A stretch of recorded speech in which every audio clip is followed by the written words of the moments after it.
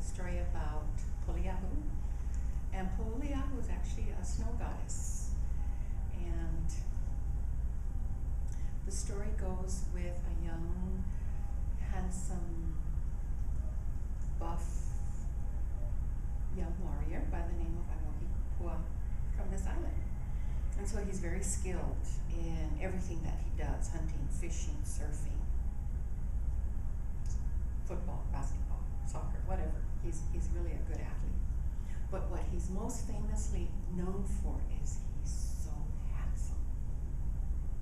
He's got bulging muscles and tall, dark and handsome. That's what he's famous for. So, one day, one of his buddies goes, hey, Awohikupua, there's this really beautiful young maiden that lives on the island, the big island of Hawaii. And many young other men have tried to win her heart. So he goes, skilled man that he is, handsome looking man, he takes up the challenge. So he tells his friends, okay, let's load up the canoes and let's go over to the big island of Hawaii. So they do.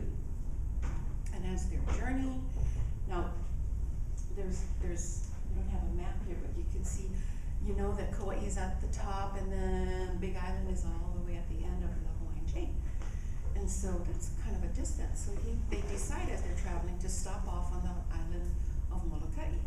And at the time, there's a makahiki going on, and that's like games, Hawaiian games. And so, young, skilled man that he is, he participates in the makahiki and he wins. And the prize winning that for that event is a beautiful feathered cloak. Now, if you know how the cloaks are made, it takes time to go and gather the feathers. It takes years to put a cloak together. And so it's really a prized possession, and he thinks, okay, he will take this feather cloak to the island of Hawaii and win the heart of Laieikawai. So he does. So they journey off to the big island, and he has this beautiful feather cloak as a makana or a gift to present to her. And from a distance, as they're going in from the ocean, he's directed to look towards this hill. And from a distance, they said, well, that's her house. And so he looks and he thinks to himself, this house looks a little peculiar. And so as they get closer and they get off the canoes and he journeys up to the path, and as he gets closer to her house, he realizes that it's made of feathers. Well, what do you think happened? Now his feather cloak seems so insignificant as a gift. But curious as he was, and we all get curious at times, he proceeds forward to look into the window because he was told she's a beautiful young maiden with long flowing hair. So he does. He goes closer to the house and he peeks into the window. And there he sees Laieikawai, beautiful, just like she was described to him, with flowing hair lying on the wings of birds. Well, what do you think happened? He gets discouraged. He's like, oh, now the feather cloak is like insignificant compared to what she has. So he chickens out and he backs up and he goes, oh, what am I going to do? So he decides he's going to come back to Kauai. He's going to gather his 5 Maile sisters that are here on Kauai, and he's going to bring them back with him to the big island and have them put forth their fragrant smell, and surely he will win the heart of Laieikawai.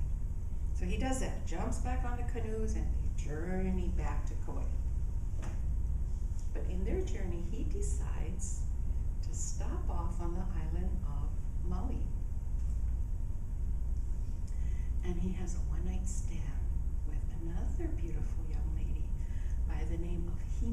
Ikamalama.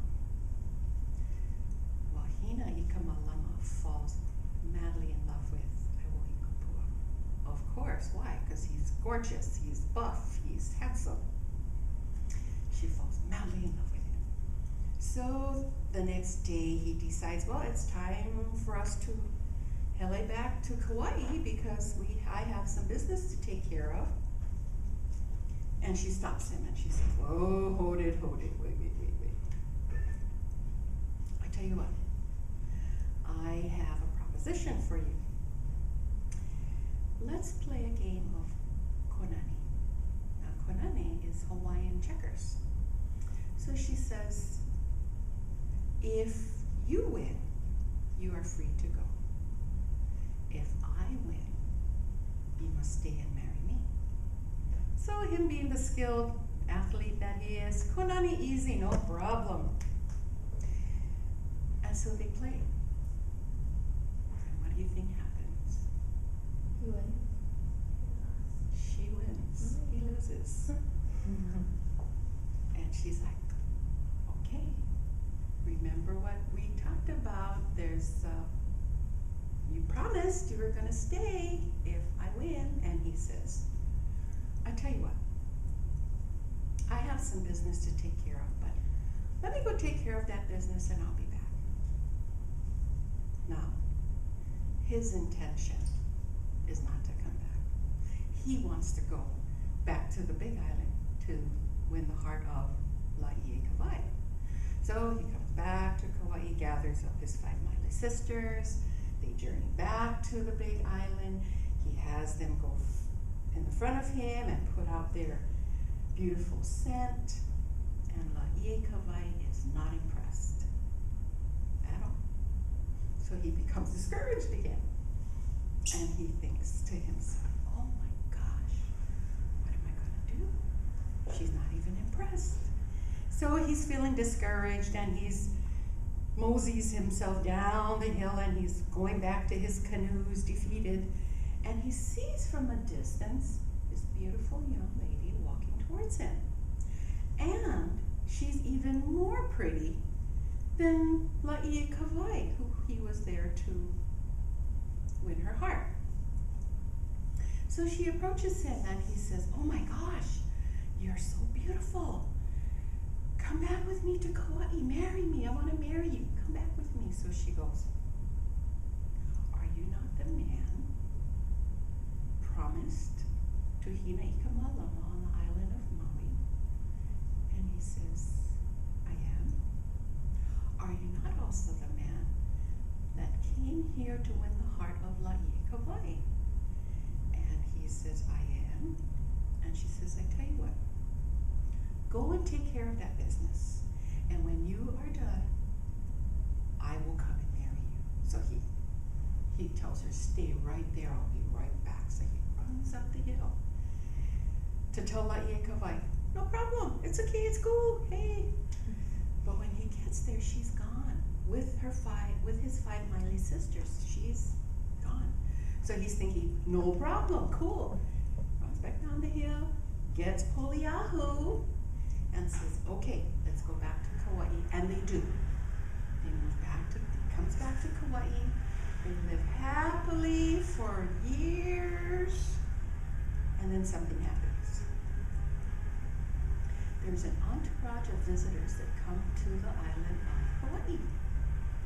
And in that group is Hina Ikamalama. And she seeks out for Aiwohikupua and finds him and tells him, do you remember when you came to visit? There was a promise made between us. And he says, yes. Well, you need to keep that promise. And so, with a broken heart, he leaves the love of his life, Poliahu, and he goes back to live with Hina Ikamalama on the island of Maui.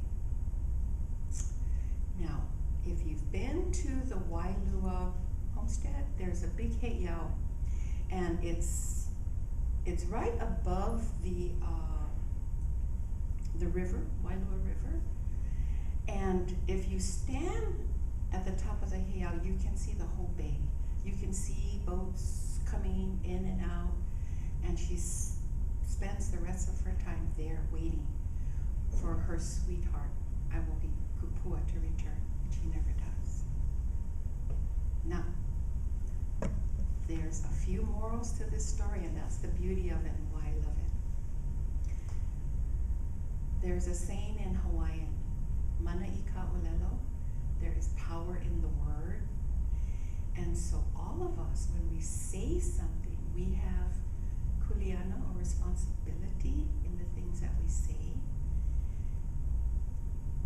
So say only nice things. And if you make a promise or a commitment, that's like your bond. Your word is your bond.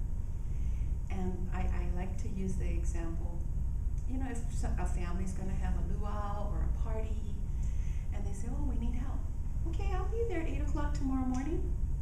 Well, they're depending on you to show up at 8 o'clock in the morning to help. It's called kukua. And so that's the other moral of the story. The last one is, in life, we always experience heartache. We experience some sad things in our life. And when we're able to overcome that and forgive each other for the things that we do, then you can progress forward.